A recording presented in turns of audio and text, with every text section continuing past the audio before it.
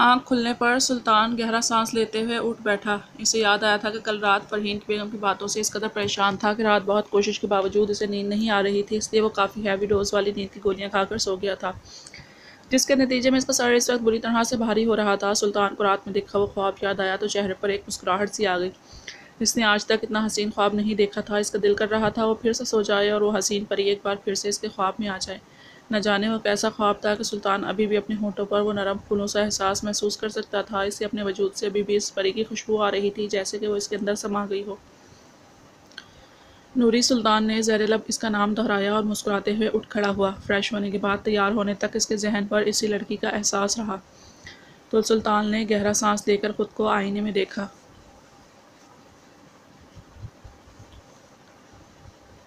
बस भी कर दो इसके बारे में सोचना, बस एक हसीन ख्वाब थी वो, जो कभी सच नहीं हो सकता। फिर कुछ सोचकर सुल्तान के चेहरे पर एक साया सा दौड़ गया। अगर वो सच भी होती तो फिर भी मेरा मुकद्दर नहीं हो सकती थी। सुल्तान ने अनाबिया को याद करते हुए अफसोस से कहा और इस पर लड़की पर ध्यान हटाते हुए तैयार होने लगा। लेकिन इसे जल्द ही मालूम हो गया कि इस लड़की को दिमाग से निकालना इतना आसान भी नहीं था। वो सुल्तान के हवास पर बुरी तरह से हावी हो चुकी थी।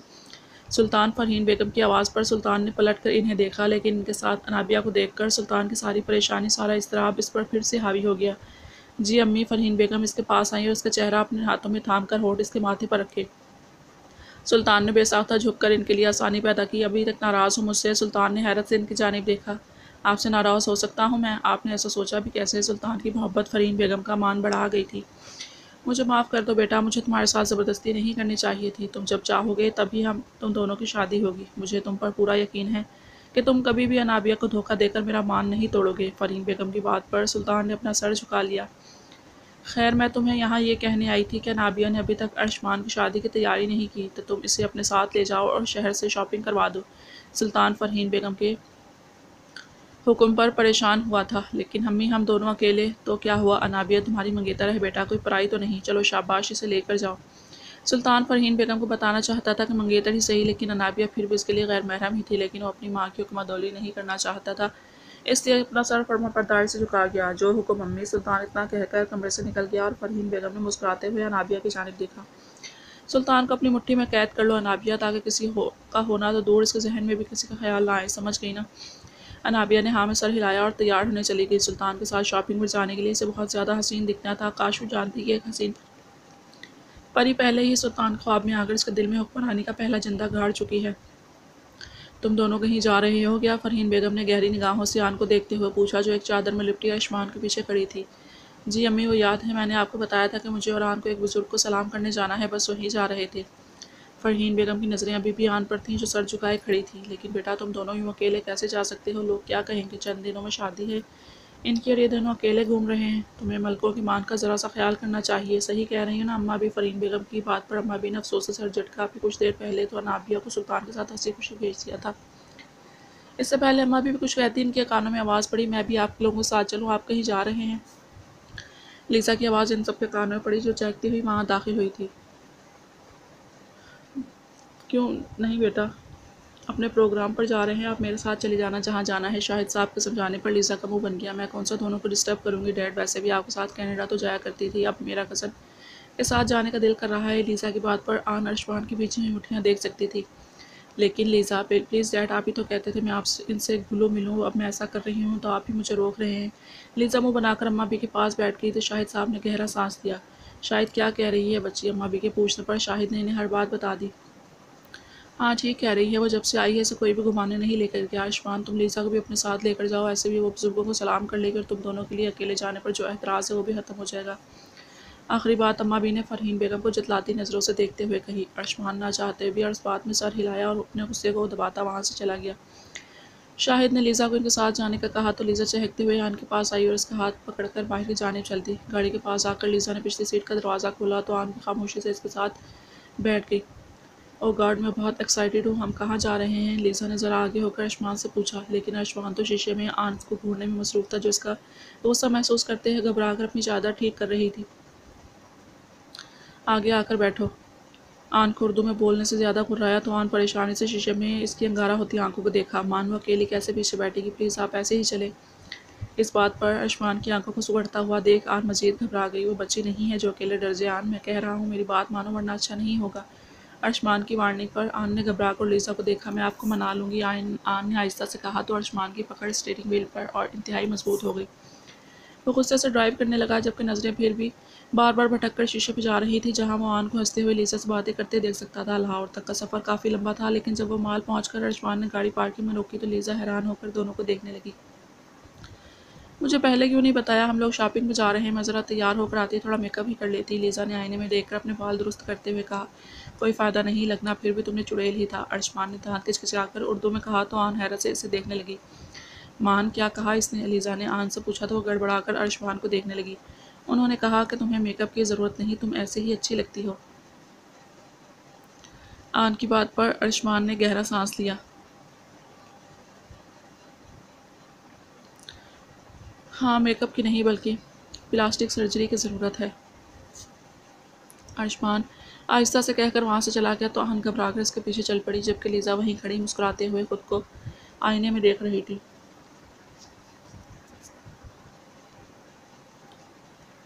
जानती थी कि वो जल्द ही तुम भी हर आदमी की तरह मेरी तारीफ करने पर मजबूर हो जाओगी, यानी अब मेरा काम आसान हो गया है। लीज़ा ने इतराकर खुद को देखते हुए कहा और फिर भागकर अर्शमान और आन के पीछे चली गई। मान, इतने गुस्से में क्यों हैं आप? वो बेचारी तो हमारी उर्दू की बातें भी नहीं समझ सकती, वो साथ हो ना हो क्या फ़र्क पड़ता है? वो तीनों लिफ्ट में खड़े थे जब आन ने आहिस्ता से अर्शमान का गुस्सा कम करने के लिए कहा। तुम्हें फ़र्क नहीं पड़ता होगा, लेकिन मुझे पड़ता है। मैं ख़ास ये लम्हे तुम्हारे साथ खुलकर जीना चाहता हूँ आन, क्योंकि ये लम्हे फिर लौट कर हमारी ज़िंदगी में नहीं आएंगे। लेकिन इसी को कबाब में हड्डी बनने का कुछ ज़्यादा ही शौक था। अर्शमान ने दांत पीस कर लीज़ा को देखते हुए कहा, जो मुस्कुराकर अपना मोबाइल देख रही थी। अच्छा प्लीज़ अब गुस्सा छोड़ देना, जो होना तो हो गया, हम अभी भी तो खुशी खुशी इस लम्हे को जी सकते हैं ना। आन ने मुस्कुराकर कहा, लेकिन अर्शमान का सर इनकार में हिलता देख वो एक ठंडी आह भरकर रह गई। प्लीज़ मान, मेरी खातिर, आन ने आहिस्ता से अर्शमान का हाथ पकड़कर कहा। तो अर्शमान ने एक नज़र अपने हाथों को देखा और फिर दूसरी नज़र आन के मासूम चेहरे पर डालकर मुस्कुरा दिया। तुम जानती हो कि मैं तुमसे ज़्यादा देर नाराज़ नहीं रह सकता। इसी बात पर आन के चेहरे पर भरपूर मुस्कुराहट अंदर आई थी। जानती हूँ, यार प्लीज़ इंग्लिश में बात कर लो ना, मुझे अजीब सा लग रहा है। लीज़ा ने मुंह बसूर कर कहा तो आन ने फ़ौरन अर्शमान का हाथ छोड़ दिया। जो बातें हम कर रहे हैं वो तुम्हारे मकसद की नहीं, इसीलिए रहने दो। अर्शमान ने इंग्लिश में लीज़ा से कहा और लिफ्ट के रुकते ही बाहर निकल गया। बैड बॉय, लीज़ा के नाक सुकेट कर कहने पर आन हल्का सा हंसी और अर्शमान के पीछे चल दी। अर्शमान का सारा ध्यान आन को इसकी पसंद की हर शय लेके देने पर था, इस बात से बेखबर कि सारा वक्त लीज़ा की हसरत भरी नज़रों में रहा था। इन दोनों को मोहब्बत को देखते हुए लीज़ा ने खुद से कसम खाई थी कि वो अर्शमान की इससे भी ज़्यादा मोहब्बत हासिल करके रहेगी। इसने गहरी निगाहों से खूबसूरत से हल्के जामुनी रंग की इंतहाई कामदार मैक्सी को देखा जो अर्शमान आन के लिए पसंद कर चुका था। मान, ये तो बहुत महंगी है। आन ने घबराकर इसे इंतहाई खूबसूरत मैक्सी को देखते हुए कहा। इसकी जितनी भी कीमत हो आन, मुझे फ़र्क नहीं पड़ता, ये रंग तुम पर खूब लगेगा। और जहाँ अम्मी ने तुम्हारी बारात का जोड़ा अपनी मर्ज़ी से लिया है, मैं चाहता हूँ वलीमे पर तुम सर से पैर तक मेरी पसंद का सजो। अर्शमान की बात पर आन के रुखसार गुलाबी हो गए। मैं मैक्सी में तुम्हें ऐसे ही गुलाब बनता देखने के लिए किसी भी हद तक जा सकता हूँ। अर्शमान ने इसे कान में सरगोशी की और इस मैक्सी को पैक करने का कहने चला गया। कितना खूबसूरत ड्रेस है ये, अर्शमान ने तुम्हारे लिए पसंद किया है क्या? लीज़ा ने हसरत से इस मैक्सी को देखते हुए कहा। मान का फेवरेट कलर है ये, उन्होंने हमारे वलीमे के लिए पसंद की है। ये ड्रेस अच्छी है ना? लीज़ा ने ख्वाब किसी कैफियत से इस ड्रेस को देखते हुए हाँ में सर हिलाया और फिर एक सेल्समैन आकर इस ड्रेस को उतारने लगा। एक्सक्यूज़ मी, मैं आती हूँ।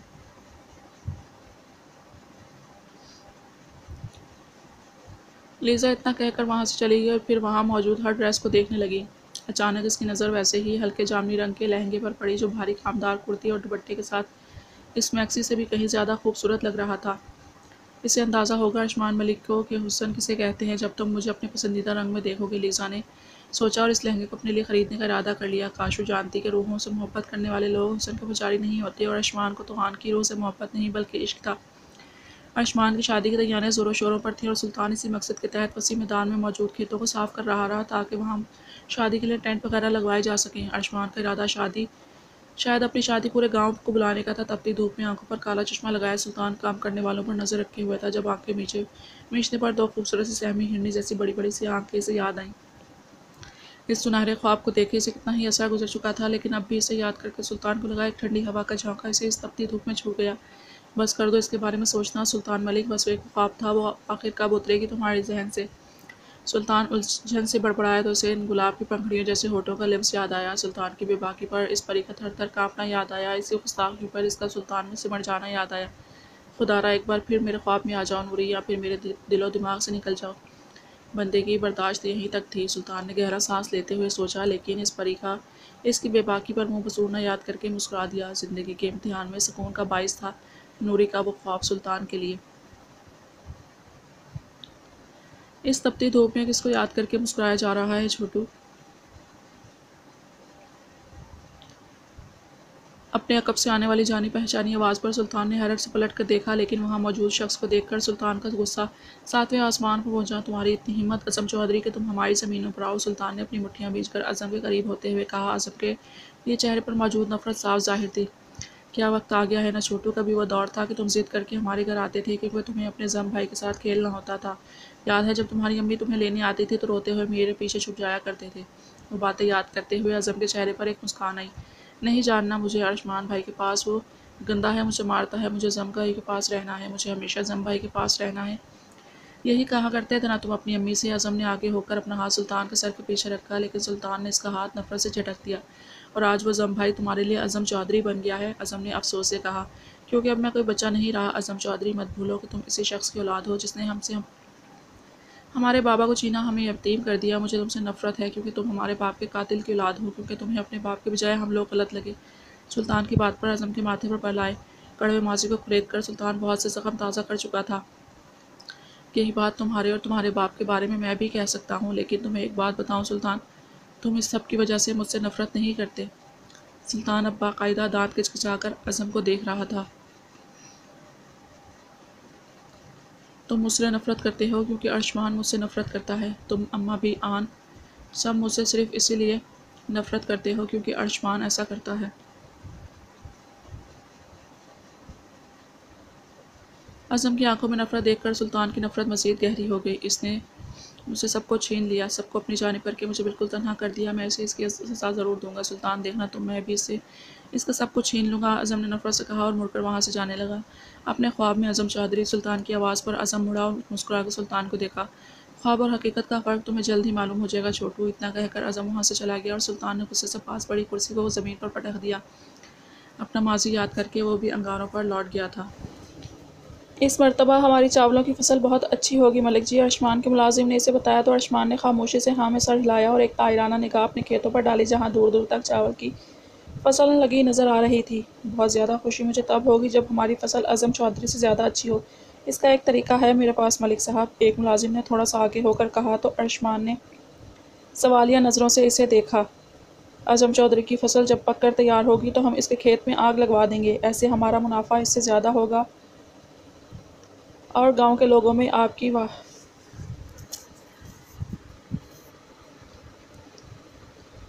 मुलाजिम जो अपनी धुन में बोलता जा रहा था, अर्शमान की आंखों में गुस्सा देखकर खामोश हो गया। इसे आज ही काम से निकाल दो रघु। मुझे ऐसा शख्स यहाँ नहीं चाहिए जो अनाज और गरीब के रिज़्क़ के नुकसान को दुश्मन का नुकसान समझता हो। अर्शमान की बात पर इस आदमी ने अपना थूक निगला। मलिक साहब, मैं तो इसने कुछ कहना चाहा, लेकिन अर्शमान की घुड़ी पर अल्फाज इसके मुंह में ही रह गए। अगर फिर कभी कुछ बोलने के काबिल रहना चाहते हो तो दफ़ा हो जाओ यहाँ से। अर्शमान के उड़ाने पर वो आदमी फ़ौरन वहाँ से चला गया। अर्शमान अपने गुस्से को कम करता फिर से अपनी फसल को देखने लगा। फिर इसने मुड़कर कच्चे रास्ते की दूसरी तरफ देखा जहाँ अज़म चौधरी की फसल लहलहा रही थी। दौड़ लगा लो अज़म, देखना मैं नहीं जीतूंगा। अर्शमान के कानों में अपनी ही आवाज़ पड़ी। चल बच्चों, आज तेरा ये शौक भी पूरा कर देते हैं। अज़म की आवाज़ कानों में पड़ने के बाद अपने और अज़म के बचपन का अक्स इस कच्चे रास्ते पर खिलखिलाकर भागते हुए नजर आया। ये मेरे खेत हैं ना अज़म, और वो तुम्हारे। अर्शमान को अपनी कही बात याद आई तो अपनी मुट्ठियाँ बीच कर रह गया। नहीं मेरे भाई, यहाँ का कुछ तुम्हारा मेरा नहीं, ये सब हमारा है। ये गाँव हमारा है, चौधरियों और मलकों का गाँव। अज़म की आवाज़ कानों में गूंजने पर अर्शमान सबसे अपनी आंखें मूंद गया। माजी की वो मीठी यादें आज कड़वा जहर घोल रही थी। मालिक, अपने मुलाजिम के कंधे पर हाथ रखने से अर्शमान यादों के जहर से निकला। बादल हो रहे हैं मालिक, आंधी आ रही है, हमें यहाँ से चलना चाहिए। मुलाजिम की बात पर अर्शमान ने हाँ में सर हिलाया। तुम सब चलो, मैं आता हूँ। मुलाजिम ने हाँ में सर हिलाया और बाकी मुलाजिमों को लेकर वहाँ से चला गया, जबकि अर्शमान इस आंधी में भी इतनी ही देर वहाँ खड़ा अपना माजी याद करता रहा था।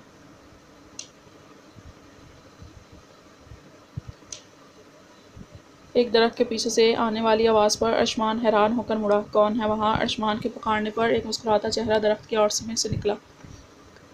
तुम यहाँ क्या कर रही हो? लीज़ा को देखते ही अर्शमान ने सख्ती से पूछा तो लीज़ा मुस्कुराकर दरख्त के पीछे से बाहर आई। तुमसे बात करनी थी, लेकिन तुम यहाँ तो मिलते ही नहीं, या अकेले नहीं मिलते, इसलिए सोचा तुम्हारे पीछे आ जाती हूँ।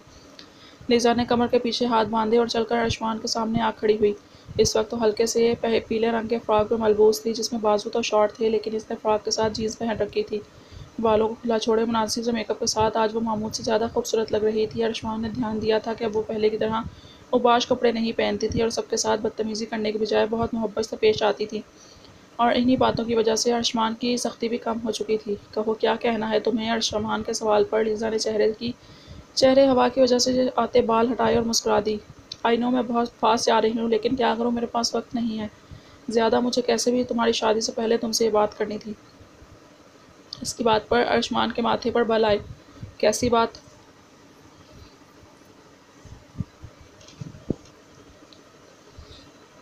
लीज़ा के घबराकर अपने होठों को काटा और एक घुटने को ज़मीन पर रखकर झुक गई और हाथ में पकड़ा फूल अर्शमान के सामने किया। I really like you bad boy. बहुत चाहती हूँ मैं तुम्हें, सबसे ज़्यादा चाहती हूँ मैं तुम्हें। ये क्या बकवास कर रही हो तुम? अर्शमान के गुस्से से चिल्लाने पर लीज़ा फ़ौरन खड़ी हुई। बकवास नहीं कर रही, सच कह रही हूँ। I love you. Shut up, just shut up. तुम्हारी बहन का होने वाला शौहर हूँ मैं। इस बात पर लीज़ा की आंखों में जुनून उतरा और वो अर्शमान के करीब हुई। तो कोई बात नहीं, तुम इससे शादी से इनकार करके मुझसे शादी कर लो। यकीन करो, आन तुम्हें मेरे जितना नहीं चाहती होगी। अर्शमान इस बात पर आपे से बाहर हो गया। इसने लीज़ा के हवा में लहराते बाल अपनी मुट्ठी में जकड़े और अंगारा हुई आंखों से इसे घूरने लगा। मेरी आन का जिक्र भी मत करना, वरना तुम्हारी ज़ुबान गुद्दी से निकाल दूंगा। मैं इश्क करता हूँ इससे। तुम तो क्या दुनिया की कोई भी लड़की से मुझसे जुदा नहीं कर सकती। अर्शमान की आंखों में आन के लिए मोहब्बत देखकर लीज़ा का जुनून मजीद बढ़ गया। तुम मेरे हो अर्शमान मलिक, तुम मुझे जानते नहीं, जो चाहती हूँ इसे पाकर ही दम लेती हूँ। अर्शमान के होठों पर तंसिया मुस्कुराहट देखकर लीज़ा अपनी मुट्ठियाँ बीच कर रह गई। अपनी जी जान लगा लो, मैं अपनी आन का था और इसका ही रहूँगा। कर लो जो कर सकती हो। इतना कहकर अर्शमान ने इसे झटके से छोड़ा और वहाँ से चला गया। जबकि इसके जाने के बाद लीज़ा इस कच्चे रास्ते पर बैठती चली गई। शहद रंग आँखें गुस्से और जुनून से तर हो रही थी। तुम मेरे हो, सिर्फ मेरे। मैं छीन लूँगी तुम्हें, इससे छीन लूँगी। लीज़ा चिल्लाई और फूट फूट कर रोने लगी। साथ ही बारिश भी शुरू हुई, जो इसके आंसुओं को धोकर बेमोल करने लगी। क्या बात है, कल की शेरनी आज भीगी बिल्ली बनी है, सुनसान रास्ते पर रो रही है। ऐसा क्या हो गया इसके साथ? एक आवाज़ पर लीज़ा ने लाल होती निगाहें उठाकर अज़म को देखा, जो इसके सामने खड़ा मुस्कुराते हुए इसे देख रहा था। अकेला छोड़ दो मुझे, जाहिल इंसान। लीज़ा नम आँखों से चिल्लाई तो अज़म चाहने के बजाय मुस्कुराकर इसके सामने बैठ गया। जानती हो ना, मैं अंग्रेज़ी समझूंगा और ना तुम उर्दू, तो हमारा बात करना तो बिला ही जवाज़ है। अज़म हल्का सा मुस्कुराया तो लीज़ा आंसुओं से लबरेज आंखों से इसे देखने लगी। लेकिन इस बात का फ़ायदा भी तो हो सकता है ना, कि तुम अपना गम मुझे बता लो और मैं अपनी तन्हाई तुमसे बांट लेता हूँ। एक दूसरे को समझेंगे ही नहीं तो राज कैसे खोलेंगे एक दूसरे के? अज़म ने मुस्कुराकर कहा तो लीज़ा ने नम आँखों से इसे देखने लगी। आंसुओं से लाल होती आंखें और बारिश में भीगा वजूद इसके हुस्न को मज़ीद दो आतिशा कर चुका था, लेकिन अज़म की नज़रें बस इसके मासूम और मजबूर चेहरे पर टिकी थीं।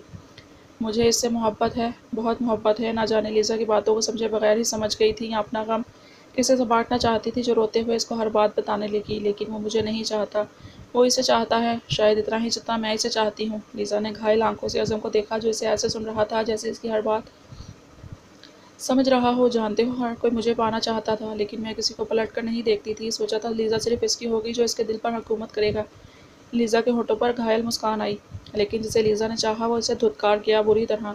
इतना कहकर लीज़ा फूट फूट कर रोने लगी और अज़म कितनी ही देर इसके पास घुटनों के बल बैठा इसे गहरी निगाहों से देखता रहा। कभी मेरी ज़िंदगी में हर खुशी थी, जान से ज़्यादा चाहने वाले माँ बाप, बहुत ही प्यारी सी नानी, दो छोटे भाई, फुफ्फो, आन सब थे। मेरे पास पूरा जहान था। अज़म की आवाज़ पर लीज़ा ने सर उठाकर इसे देखा और अपने आंसू रोककर इसके चेहरे की संजीदगी को देखने लगी। फिर एक तूफ़ान आया और सब बिखर गया। मैंने अपने माँ बाप को खो दिया। अज़म ने कर्ब से लीज़ा की जानिब देखा, जो इसे ऐसे देख रही थी जैसे इसकी बात हर समझ रही हो। जानती हो, मेरे माँ बाप के जाने के बाद मुझे किसी के प्यार की ज़रूरत थी, एक सहारे की ज़रूरत थी, लेकिन इस अर्शमान ने मुझसे सब छीन लिया। मेरी नानी, भाई, आन, इससे सब कुछ छीन कर अपना दामन भर लिया और मुझे तनहा कर दिया, बिल्कुल तनहा। अज़म ऐसे लग रहा था जैसे यादों के भंवर में अटका हो और अभी बारिश इन दोनों को भिगो रही थी और दोनों हर शय से बेनियाज एक दूसरे को अपना गम सुना रहे थे, ये जानने के बावजूद कि सामने वाला इसकी बात नहीं समझेगा। अब मैं भी इस यान को छीन लूँगा, इसे छीन लूँगा जिसे सबसे ज़्यादा चाहता है, फिर इसको इसी तरह तड़पता जो बेसुकून होगा जैसे मैं तड़पता था। हाँ, मैं इससे इसकी मोहब्बत छीन लूँगा। बिल्कुल जैसे इसने मुझसे सब छीन लिया था। आज़म ने नफ़रत से अपनी मुट्ठियाँ भींचकर कहा, जबकि एलिज़ा अभी भी खामोशी से इसे देख रही थी। एलिज़ा ने कभी हारना नहीं सीखा। मैंने आज तक जो चाहा है वो पाया है। मैं इसे भी पाकर रहूँगी और ऐसा करने से मुझे कोई नहीं रोक सकता। एलिज़ा ने मुट्ठियाँ भींचते हुए जुनून से कहा। एक दूसरे को अपना गम बताकर अब दोनों ही कर्ब की इंतहा से बाहर आ चुके थे। एक दूसरे को कितना फ़ायदा हुआ बताने का। तुम मुझे समझकर मेरे राज जान पाई और ना मैं तुम्हें समझकर दिल का बोझ हल्का हो गया। आज़म ने मुस्कुराकर कहा तो लीज़ा के माथे पर बल आए। मुझे समझ नहीं आ रहा तुम क्या कह रहे हो जाहिल आदमी। लीज़ा ने दांत पीसकर कहा तो आज़म फिर मुस्कुरा दिया। उफ, कम अंग्रेज़ी बोला करो, विलायती चूज़ी सर पर से गुजर जाती है। लीज़ा ने आंखें सुकेड़कर आज़म को देखा और फिर वो भी मुस्कुरा दी। दोनों ही अपने नफ्स और जुनून में किसी की मोहब्बत को आग लगाने का सोच बैठे थे, जाने बगैर कि किस्मत ने तो कुछ और ही सोच रखा था।